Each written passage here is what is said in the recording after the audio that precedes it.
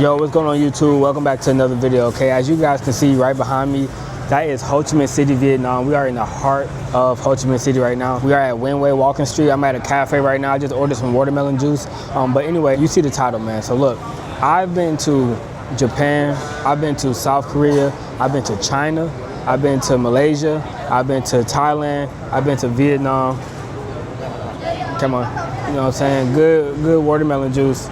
This is one of the reasons too now. We're gonna get into it, don't worry. I think that was like 89 VND.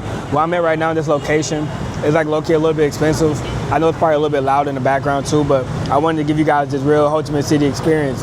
Yeah, like I was saying, I've been to China, I've been to Japan, I've been to South Korea, I've been to Vietnam, I've been to Malaysia, I've been to Thailand, I've been to Philippines. And look, man, I have to say, Southeast Asia is much better than East Asia, okay? I know we hear a lot about Japan, I know we hear a lot about Tokyo, I know a lot of people dream of going to these places when they were younger and stuff like that, but I'm here to tell you, man, Southeast Asia is where it's at, okay? So for starters, okay, the people here are much more warmer and welcoming, okay? The people of Southeast Asia are extremely friendly, okay? I think it's for two main reasons. Number one is I think they're just nice people in general. I just think that's their culture. Their culture is very like community oriented, especially like here in Vietnam. If I show you like a ramen, I'll show you guys real quick. It's like community, you know what I'm saying? There's a lot of people out here. Nobody's really by themselves. I'm the only one by myself right now, you know what I'm saying? Yeah, everybody else is with somebody. Bro, community is extremely popular here. So I think when you visit these countries, they just bring you right on there, man. So yeah, community is number one. But number two, I think that because the economy depends heavy on tourism, right? That's a big part of the economy, okay? Especially Bangkok. That's the most visited city in the world, at least in 2024. And I think that's not the first year it's been that. So tourism is very big here. So they are extremely welcoming to the guests, of course, because, you know, they're trying to make some money. So they're super friendly for that reason as well. So I think it's community oriented, just in general. That's just the culture of these countries, the community, and just being nice and just being genuine and stuff like that. But also I think because of the tourism, that just gives them another reason to be nice. In East Asia, tourism is still big there, but the tourism there is just a little bit different. Like, for example, here, it's like pedicures, massages, shoe cleaning, like a bunch of very personal places where they have to come and like communicate with you so you can come and support their businesses. In East Asia, it's more like shopping and like food based, you know what I mean? It's not really like places where they have to like force you to come in. It's more so like you want to patronize. I think that's the right word, right? You want to come visit and do business with these places, and that's how it is in East Asia. So it's like thrift stores, it's like the Babe store, like just things like that. So that's East Asia, right? It's just shopping and stuff where they don't need to like persuade you to come in. But Southeast Asia, it's a lot of persuasion going on. They're trying to get you to come support their business, and it's a bunch of other people doing the same exact thing business-wise. So it's like a smoothie shop here, a smoothie shop here, a bunch of those. So that's another reason in East Asia, they don't necessarily have to be super like welcoming and friendly, because whether they welcome you in like all the way or not, you're gonna go to the Babe store if you're in Tokyo. That's just what's going on, you know what I'm saying? And so yeah, it's a little bit different. So yeah, that's number one, okay? Number two, I will say in my experience, right, I think dating and social life is just much better in Southeast Asia, okay? Yo, the amount of friends that I've had, like, I know so many. I had a whole party in Ho Chi Minh City, Vietnam, bro. I've been here for less than a year. It's almost been a year, but it's less than a year. I had a whole party and like 40, 50 people showed up. Like, the social life here is fire, bro. And not just Vietnam, Thailand too, Philippines too. Like, and it goes back to the first point, like they're more welcoming, so it's way easier to get along with people, make new friends, and it just meshes much better. In Tokyo, yo, I don't have no friends in Tokyo, on God. Like, but it's crazy, I met so many people, but I have no friends. In South Korea, I spent some time in South Korea, I didn't leave with any friends. You know what I'm saying? Like, I don't have people I can just hit up. In Philippines, like, I be in these places for the same amount of times. I've been in Vietnam because I live here, but I've been in the Philippines the same amount of times that I've been in Tokyo. But it's so many people I can reach out to in the Philippines right now. not a lot of people I could reach out to in Tokyo, not a lot of people I could reach out to in China, not a lot of people I could reach out to in Korea. You know what I'm saying? So the social life is just different. And then dating on top of that, I think interracial dating is just much more accepted here, and that just is what it is. And especially in the Philippines, like for if you're white, it is what it is. White is pretty much accepted everywhere. You know what I'm saying? But being a black male like myself, interracial dating is much more accepted in Southeast Asia. And I see black people dating like locals all the time, you know what I'm saying? It's not a big deal. It's pretty normalized, especially in places like Thailand, Philippines. It's less common here in Vietnam, but I think it's just because Vietnam is like less of a popular tourist destination for a lot of people.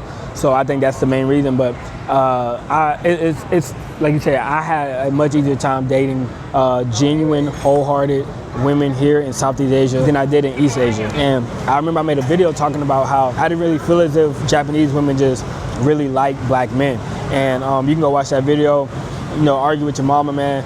Or we can argue, hey, drop a comment, we can argue right now. But anyway, I was saying like, a lot of people was bringing up the point of like, oh, it's because of how you dress, it's because of how you carry yourself. Bro, I dress the same way here, I carry myself the same way here, and I have no problem dating. So is it because of how I carry myself, or is it because of them just not being interested in who like black men are at the core? You know what I'm saying? Like, I'm not trying to change who I am as a person and put on this like persona and this facade to get people to like me. You feel me? You shouldn't have to do that. And you don't have to do that here. You can just completely be yourself, and women will still dig you, will love you as long as you're cool. In Tokyo for sure, Japan for sure, I didn't get that vibe. It was like, nah, not you being yourself. You gotta like conform to like them, and then maybe you got a chance, but like nah. So social life dating, much better in Southeast Asia. And then number 3, I think the foreigner like complex is much more lower here. Like, you still definitely get stares and people looking at you and stuff like that, but in places like the Philippines, it's almost like it's not even the real thing. Like, you're just another person for real. Like, you know what I'm saying? It's not that big of a deal that you're black, or you don't really stand out as much. You stand out, but not in the sense of like staring. Like, nah, it's not like that. Like, you're not gonna be uncomfortable. You know what I'm saying? In Thailand, you're not gonna be uncomfortable. Vietnam, I ain't gonna lie, Vietnam gets sketchy sometimes. The older people are like low-key sketchy. They be on the staring, but still, it doesn't compare to like places like China. Okay, China, bro, is like non-stop staring. And even places in China, like, I didn't personally experience it, but I've heard from people that lived in China, and I've seen videos, like the whole taking pictures, and actually I have had people want to take pictures with me, but the whole taking pictures, touching your skin, touching your hair, that almost is non-existent in Southeast Asia compared to East Asia, okay? Places like China, bro, from what people are telling me, you're getting stopped, like, every single day you leave the house, somebody's gonna ask you to take a picture. That's how it's sounding. Here, it's not like that, bro. You literally just chilling, like just chilling. You see me right now. You can see everybody in the background, people walking past me, bro. It's not that big of a deal. I'm chilling here in the camera in the middle of the city. It's not that big of a deal. If it was China, bro, it would be a completely different story. You could see the reactions of people in the background. It would be completely different. Even when I showed you guys, I did like a 360 of the people around me. It wasn't like people were looking at me or anything like that. Everybody just minding their business. You know what I'm saying? So like the foreigner complex. Doesn't really, it's not that big of a deal here. It's more chill. And then, like I said, in certain places like the Philippines, Thailand, they're so used to seeing foreigners. You're good. Like, you're just gonna be chilling. And sometimes you want to just chill and like be incognito and not be stared at 100 times. Yeah, you have a better chance of doing that in Southeast Asia. And then we got the cost of living and quality of life. Now, you feel me? I remember when I was in China the other day, I'm like, you ain't gonna just get the fresh watermelon juice brought to you for like $1 and some change. And I really got taxed for that too. Like I said, I'm in the middle of the city, so they taxing right now, but really that should be like $1, $1.10, $1.20. This probably was like almost $2, but it's cool, I ain't tripping. But even $2, that ain't terrible. And you know the quality gonna be fire too. It's that fresh fruit, you know what I'm saying? So the quality and cost of living here is amazing, okay? What you can get, like where I'm at right now in Vietnam is the most affordable country in the world, you feel me? And you aren't going to be living like less than other places, you feel me? You can get a high rise just like you can get a high rise anywhere else. Like, there's really no difference, but it just costs much more less. And so, yeah, man, the cost of living, it's not just that.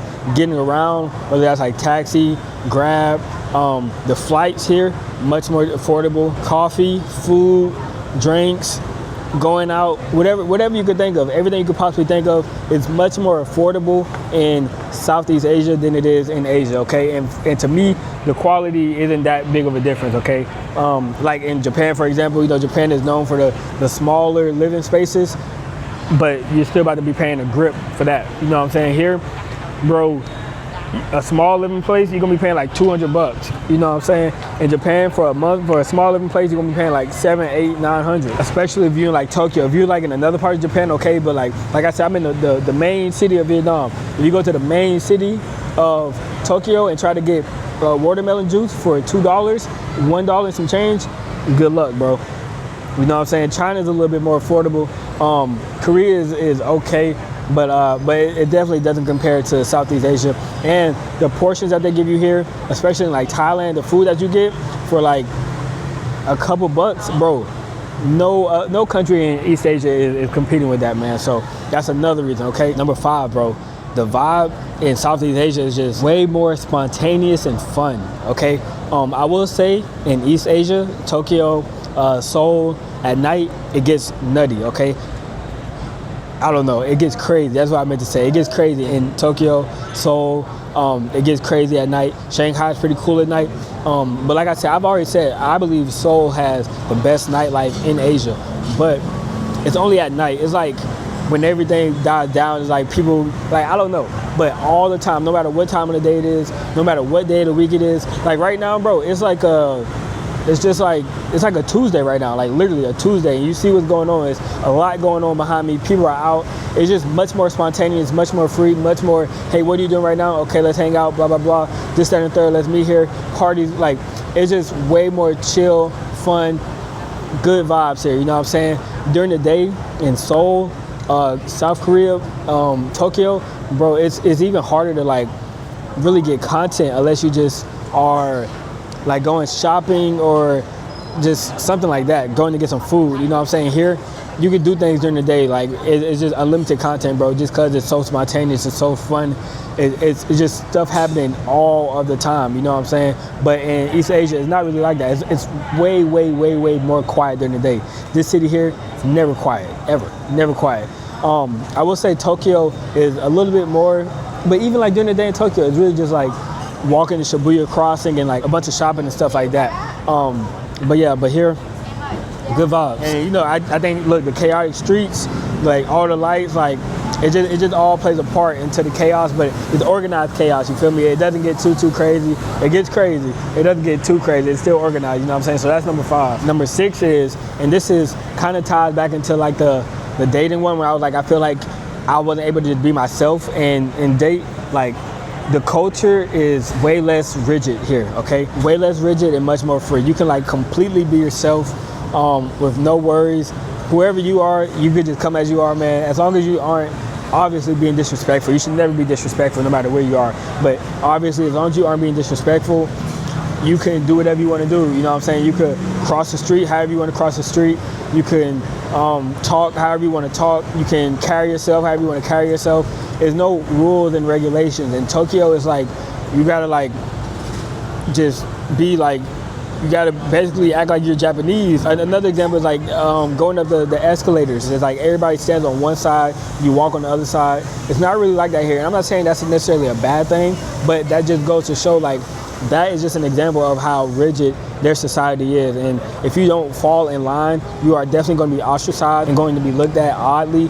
And yeah, it's not like that here. You can just really chill, just be yourself. Nobody's gonna really judge you. You can chill, make video, like nobody cares. You can just be yourself, bro. You're not gonna stand out too much. It's still gonna be good vibes, bro. People accept you for you. You don't have to dress a certain way. You don't have to necessarily dress modest, bro. You don't have to like cover up your tattoos. All of this stuff that's less formal and accepted in other parts of the world, or in East Asia specifically, it's chill here, bro. You can just be yourself, bro, and come as you are, just exactly how you are. You can still date. You can still go to establishment. Like you can be yourself, bro. You can just be yourself. You feel me? And then also, I think Southeast Asia is like, to me, bro, it's like a creator's paradise. Like every time I go to Japan or South Korea, or it's only but so much content I can get out there. That's how I feel. I feel like it's only but so much content you can get out there, man. But here, it's like, bro, it's non-stop content. Don't let me be in Thailand. Don't let me be in Philippines. bro, especially Philippines where they speak English, bro, is non-stop content, bro. So this is like an awesome place for creatives, especially like somewhere like Vietnam, bro. All the coffee shops, you know, Vietnam is the number 2 largest exporting country of coffee in the world. So they have a ton of coffee shops. So Wi-Fi everywhere. I'm on Wi-Fi right now. I'm outside. Perfect, no worries, bro. It's just set up perfectly for digital nomads, especially with the affordability, man. You can start your YouTube, you can do your business. You don't have to make a ton of money to survive. You can make $1,000, $2,000 a month and live great. But in East Asia, it's like, yeah, it's just a little bit different, right? It's not like paradise for expats. You know what I'm saying? Even places like Bali, you can work on the beach. You can't really do that in South Korea and in Tokyo. It's not that vibe. You're not on the beach. You know what I'm saying? China, you're not on the beach. The most popular cities aren't beach towns. You feel me? So that's another big difference between East Asia and Southeast Asia. And then, like I was saying too, like it's no pressure to fit in, right? I never ever have felt pressure to fit into this world in Vietnam, right? I fit in now because I've been here. So it's that accepting that you want to like fit in, or not even fit in. You just want to like, okay, this is what they do, this is how they dress, this is how they cross the street, blah blah blah. And you like just naturally like fit in. It's not like hey, you're doing that wrong. Like, for example, like if you wear shoes inside of a building, I got yelled at by that in Tokyo. I got yelled at for wearing shoes inside of like a public building, not even like somebody's personal home, nothing like that. I got yelled at for doing that. That's not the vibe here. You know what I'm saying? And like when I say I got yelled at, bro, I literally got yelled at, bro. I'm grown as hell, bro. Got yelled at. You know what I'm saying? Like that's something that's like, why, like, you feel me? It's just like, bro, it's just not a pressure to like fit in, bro. You can just be yourself. You can just chill. And yeah, I've never felt pressure to fit into this society here. Like I said, I have adapted their ways in terms of the way I dress, being comfortable, how I party, how I hang out, how I talk to people. You know, I wanted to learn their language. I didn't feel like, oh, I gotta learn their language, or I'm not gonna fit in. No, I went out of my way to learn their language because I love it here that much. And yeah, man, so never ever felt the pressure to fit in East Asia, Japan, China, Korea. Definitely, you will feel pressure to fit in. For sure, trust. And finally, man, I think Southeast Asia, to me, has gave me a feeling of peace and serenity like no other place, okay? When I was in Korea, I didn't really feel that until I went to Jeju, right? I went to Jeju, I was at the waterfall, and I definitely felt a very serene vibe. But that was the only time I felt that in Korea. Even right now, it's a bunch of chaos going on, but like, bro, every single day, I feel I'm mellowed out, I'm chill, I'm relaxed. I don't feel like I'm doing too much, I need to do too much. I just feel like, bro, it's just serene, bro. Serene vibes here. Most Southeast Asian countries have a popular beach destination, so it's not like when I was in, like, for example, at the waterfall, very small city. But in Southeast Asia, you go to a beach, still a big city, still a popular city, still a ton of people, man. I feel at home here. Most people that I've met here definitely love that. They definitely talk about the serene feeling. They definitely talk about at peace, especially coming from places like the US, man. It's a completely different experience. And yeah, bro, no complaints at all. But I don't ever, me personally, ever see myself living in East Asia, Japan, China, Korea. What else is over there? Like, those are the places I've been to. Definitely would not live there long term. Yes, I would visit once again, but Southeast Asia is for the win, man. I love it here. It's great here, and all the people here are amazing, bro. But yeah, man. So that is my take. Those are my 10 reasons, man. Let me guys know what you think. Do you agree? Do you disagree? If you visited East Asia, if you visited Southeast Asia, let me know, what did you prefer? Okay, did you prefer spending a longer amount of time in Southeast Asia or East Asia? Where would you rather live at, man? Let me know. Drop a comment. Appreciate y'all watching, man. Make sure you like, comment, subscribe. And yeah, I'll catch up with y'all next time.